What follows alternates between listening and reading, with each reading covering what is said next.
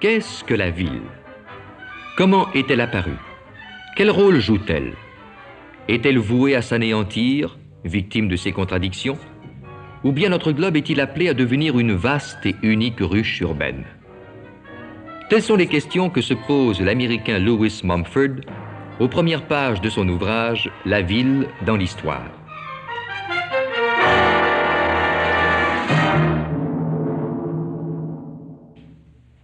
Penseur original, dont l'œuvre fort diverse est une réflexion sur les principaux aspects de la civilisation, Mumford est avant tout l'historien de la ville et le grand prophète de son destin. Dans une vaste perspective, il embrasse son évolution depuis les temps les plus reculés jusqu'à aujourd'hui et examine avec lucidité les problèmes auxquels donne lieu l'expansion des métropoles. À l'origine, nous dit-il, la ville était conçue comme une sorte d'image du paradis, avec ses temples, ses monuments, ses œuvres d'art. Et depuis lors, l'homme a toujours tenté de donner à cette image édénique une réalité qui lui permettrait de s'épanouir totalement. On a pu croire à certaines époques que la ville était proche de réaliser ses promesses. Trop souvent, l'injustice, la violence, la guerre lui ont donné le visage de l'enfer plutôt que celui du paradis.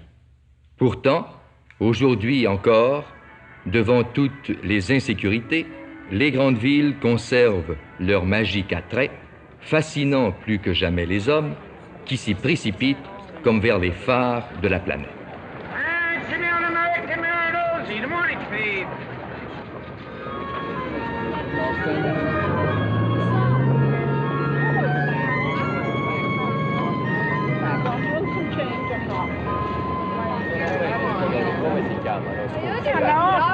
Andate a prenderla che aspettiamo. Ci perdiamo col giro. Allora aspettiamo.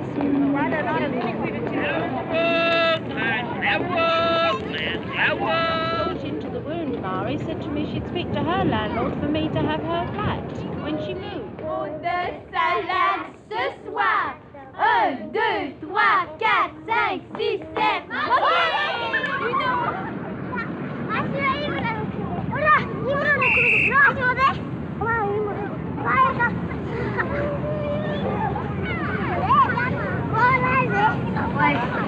Je vais passer vite pour moi.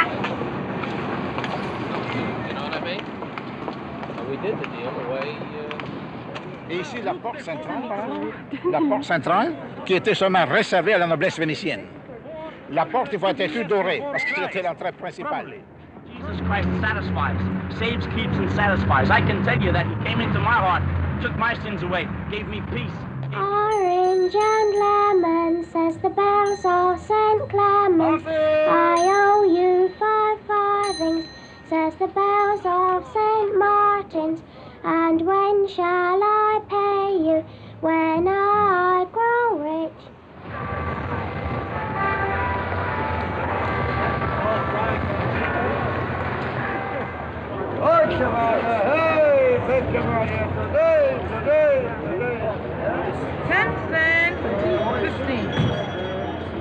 Don't she show you the picture? No, I know she should have told. I asked her how long it was. I thought it was la marchandise des mains. Allons-y. Marchandise supérieure. Mesdames, un coup d'œil, mangez-en sans... Ouais, à la crème, allons-y. les fraises, mangez des fraises pour les seins, c'est très sain. Il n'est guère de lieu où l'on ne puisse, tant bien que mal, vivre, travailler. Mais la ville seule rassemble la somptueuse troupe d'acteurs capables d'animer toute la comédie humaine. Ici seulement, trouve-t-on exprimé dans la fluide complexité d'innombrables rapports humains, 1000 désirs, 1000 aspirations, 1000 jeux qui transcendent l'élémentaire instinct de survivre.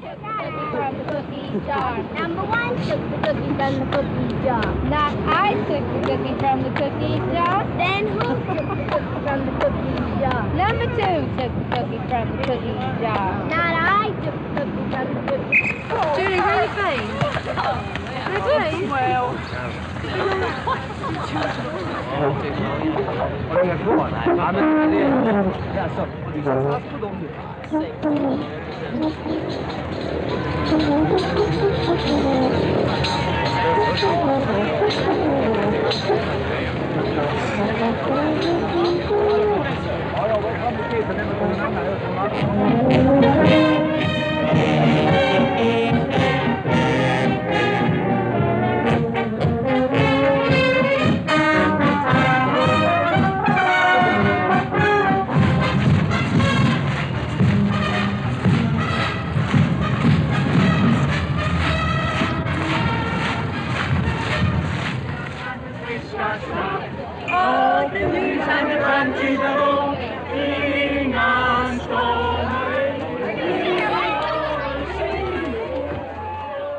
La ville est un kaléidoscope sans cesse en mouvement, où s'entrecroisent les êtres les plus dissemblables. En les rapprochant, la ville confère à chacun un peu de la personnalité, de la couleur, du dynamisme de l'ensemble. En leur procurant des occasions de communiquer leurs émotions, elle enrichit leur expérience humaine d'une façon inconcevable dans un village, par exemple.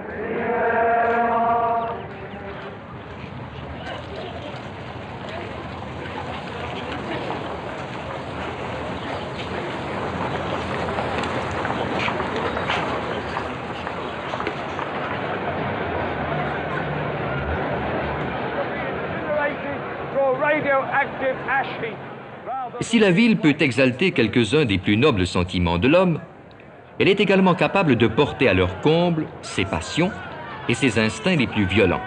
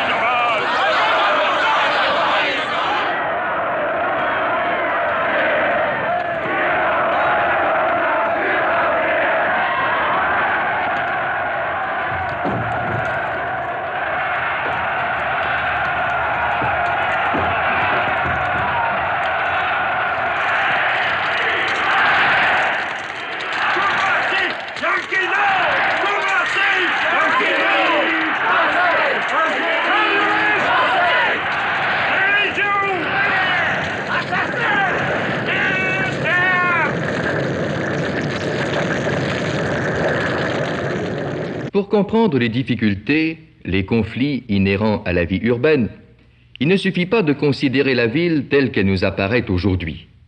Il faut remonter le cours du temps, car la ville est un organisme vivant, et même la ville la plus neuve, la plus dépourvue de racines, porte en elle des caractères qui l'apparentent à celles qui commencèrent à surgir sur la Terre il y a environ 5000 ans. Les origines de la ville sont obscures, et pour les évoquer, il faut se contenter de témoignages fragmentaires et recourir à des hypothèses. 3 facteurs essentiels semblent avoir contribué à rassembler temporairement les hommes bien avant l'apparition des premiers hameaux. Il y eut d'abord le besoin du nomade de revenir périodiquement au lieu de sépulture de ses pères afin d'en invoquer l'esprit. Un second point de convergence était le sanctuaire, grotte décorée de fresques ou bois sacrés. Ici, en certaines occasions, la dévotion communautaire accentuait la solennité des rites. Enfin, des raisons d'ordre pratique pouvaient rapprocher momentanément les familles ou les tribus, aux saisons de chasse ou de pêche par exemple, ou encore auprès d'une source d'eau potable.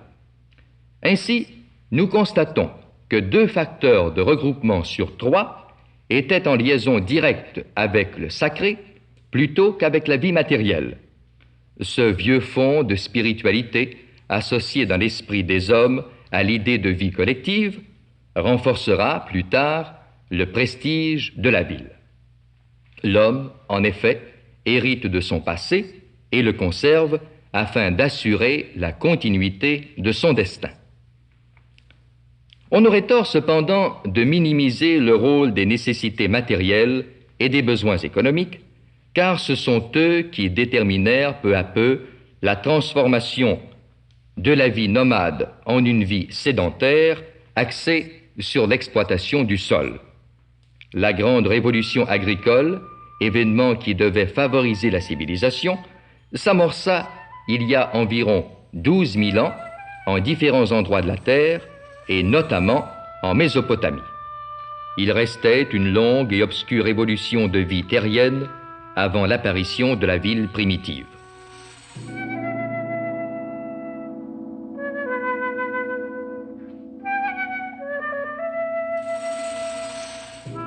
On a découvert dans les vallées fluviales de Mésopotamie des bas-reliefs en pierre qui restent nos meilleures sources de renseignements sur la genèse des premières villes. Au milieu de terres arides, dévorées par le soleil, toute vie s'était réfugiée sur les rives verdoyantes des fleuves.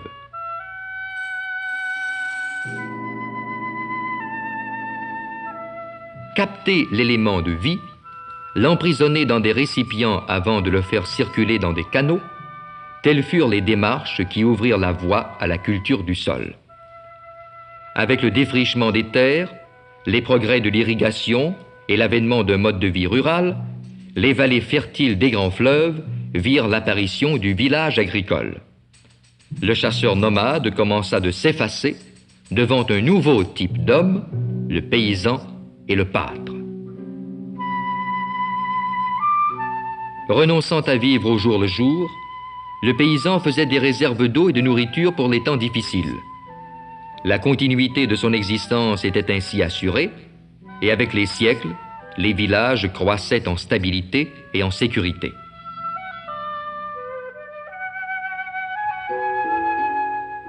En cet âge de labeurs simples et durs, tout devait concourir à l'essentiel, soit la création et la préservation de la vie. Aussi est-il naturel que la femme, si intimement associée au profond élan vital, ait imprimé sa marque personnelle, celle de ses besoins, de sa chaleur féconde, à la vie du hameau. Mais cet équilibre ne devait pas durer. Au cours des siècles, les villages se multipliaient, les réseaux de canaux se ramifiaient, la vie devenait plus complexe. Des problèmes d'organisation se posèrent. Les faiblesses de la société villageoise devinrent plus évidentes. Méfiance, isolement, sclérose. Pour faire face aux problèmes nouveaux, le Conseil des anciens de la bourgade apparut sans doute une machine lourde et peu adapté aux exigences modernes. Dans le désarroi général, il est vraisemblable qu'on ait alors fait appel aux chasseurs nomades pour l'investir d'un prestige et d'une autorité dont le paysan éprouvait la nostalgie. Sous sa ferme direction, devait s'accomplir la lente métamorphose du village rural en une structure plus dynamique et plus complexe, la ville.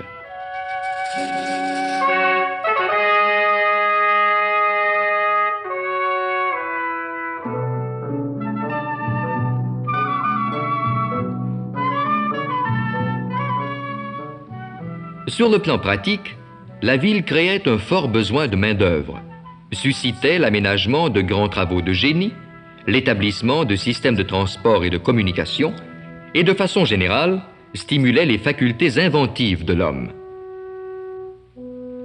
En politique, l'ancien chasseur, devenu chef, se proclama roi.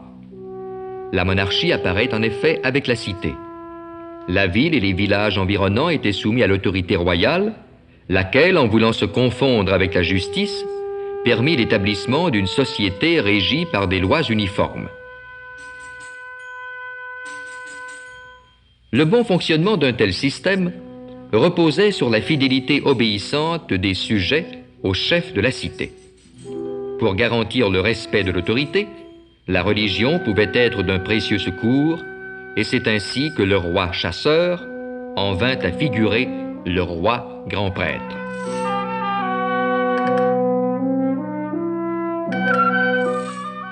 Évincé dans ses prérogatives de membre à part entière d'une communauté villageoise, le citoyen moyen, devenu vassal d'une minorité dominante, trouvait dans la religion la compensation nécessaire.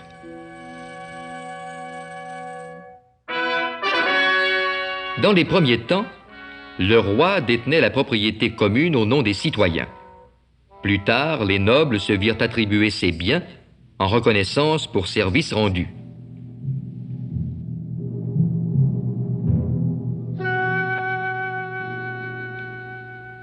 La stratification de la société approfondit le fossé entre gouvernants et gouvernés, mais elle suscita des spécialisations de métiers et favorisa la création artistique.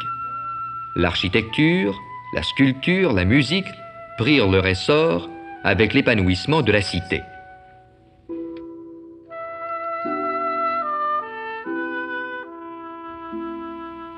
Arithmétique, géométrie, calendrier, codification des lois, astronomie, autant de manifestations de la vitalité intellectuelle de la ville, dont le climat arrachait littéralement l'homme à cette terre au ras de laquelle il avait vécu durant des millénaires.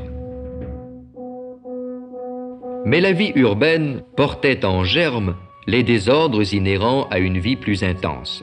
Certaines formes d'inquiétude et d'avidité, étrangères à la condition paysanne, apparurent.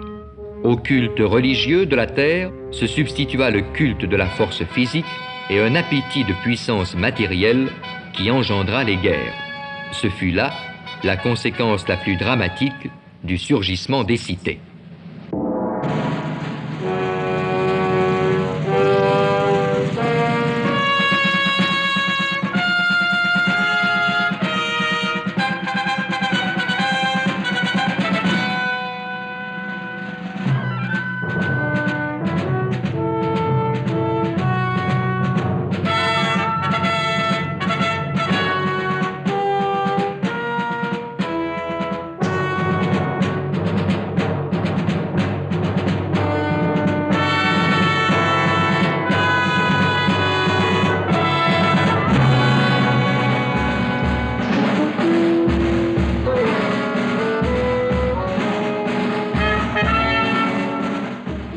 Comme la royauté et l'urbanisation, la guerre se propagea à l'ensemble du monde connu.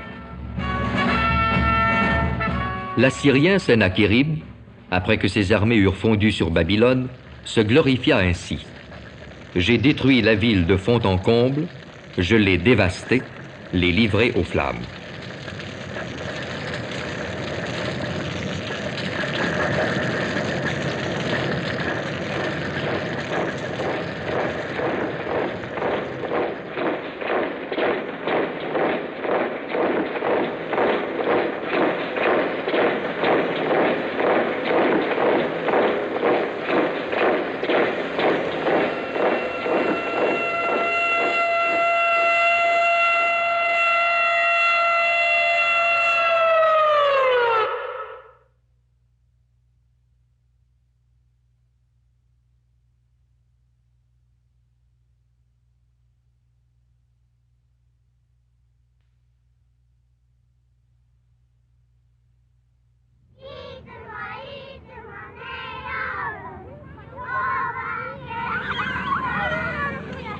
Il est rare qu'après les pires catastrophes, une solidarité supérieure n'ait pas inspiré au peuple la force de rebâtir leur cité et d'y faire renaître la vie.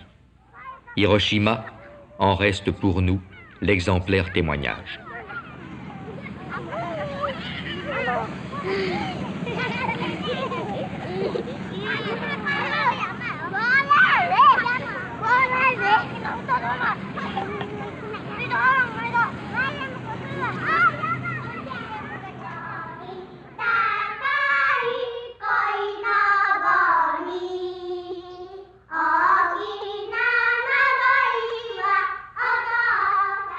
Cette faculté de régénérescence qu'ont certains organismes vivants amputés de leurs membres, la ville semble la posséder au plus haut degré. Il n'est pas de ruines entre lesquelles elle ne sache discerner le visage d'un avenir meilleur.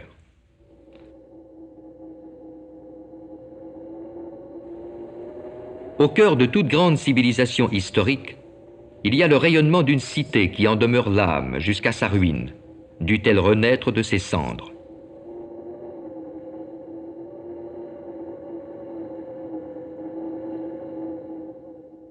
Mais quelle ville, touchée par une bombe d'aujourd'hui, oserait renaître de ses cendres? La violence cosmique d'une déflagration nucléaire ferait plus que raser des murs, elle atteindrait la ville dans son essence même, détruisant la vaste harmonie qui préside au rapport entre tous les organismes vivants. Aux abords de la ville et de ses décombres, un paysage de champs desséchés, de forêts brûlées, de cours d'eau délétères, déploierait sa sombre et stérile désolation au point où la vie humaine ne deviendrait pas seulement impossible, mais inutile. Quel Rotterdam, quelle Varsovie, quelle Marseille renaîtrait de telles cendres? Quel New York, quel Montréal? Mais heureusement, il se peut que nous échappions à l'anéantissement thermonucléaire. Cependant, d'autres dangers nous guettent. Nos grandes villes sont à l'heure actuelle menacées par des formes de destruction à peine moins dévastatrices et qui procèdent, comme les armes nucléaires, de cette propension des techniques toutes puissantes à s'affranchir de l'humaine domination.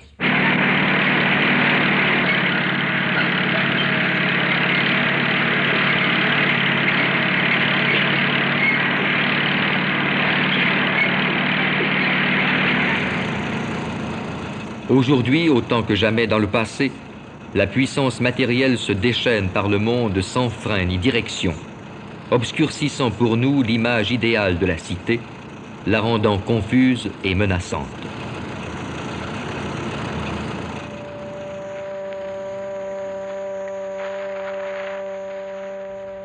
Dans un mouvement d'expansion désordonné, une puissance cataclysmique écrase les paysages, masque ou mutile l'héritage du passé, fait proliférer sur de mornes terrains vagues aux confins des métropoles d'informes villes champignons, sans souci des vrais besoins de l'homme, sans plan directeur au service de la collectivité.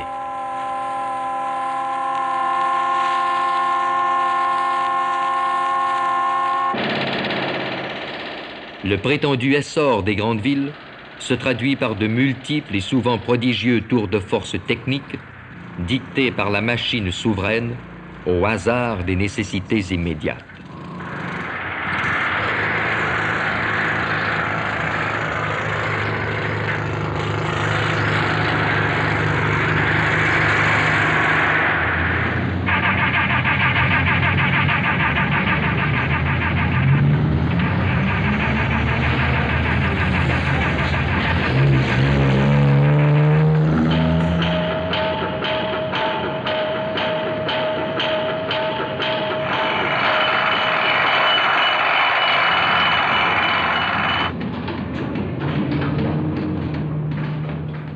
Lewis Mumford dépeint ainsi le centre de nos villes.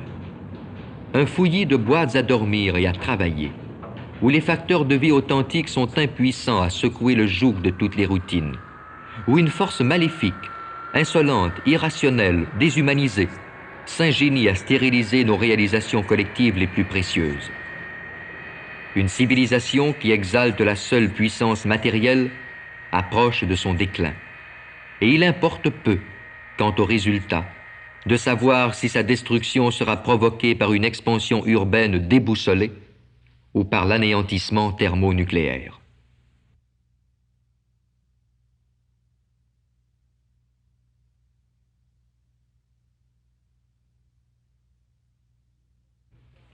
Il n'est pas, heureusement, de décret du sort qui voue la grande ville à la ruine ou à l'asphyxie.